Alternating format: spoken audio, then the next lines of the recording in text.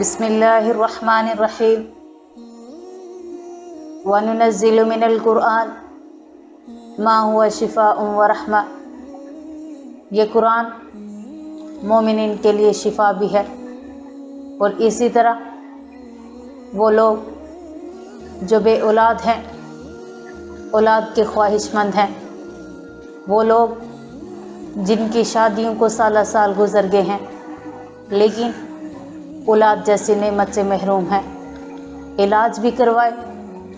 لیکن اولاد نہیں ہوئی۔ اولاد، اس کا علاج قرآن میں موجود ہے۔ اس کے لیے جو طریقہ قرآن نے بتایا ہے،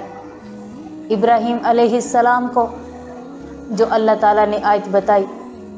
ربی ہب لی من الصالحین، آپ اسے پڑھیں،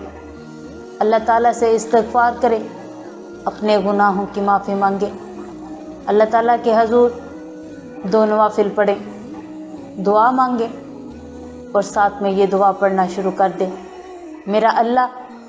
انشاءاللہ ضرور آپ پر اپنا کرم کرے گا، میرے اللہ کے اختیار میں ہے، وہ جسے چاہے بیٹیاں عطا کرے، جسے چاہے بیٹے عطا کرے، جسے چاہے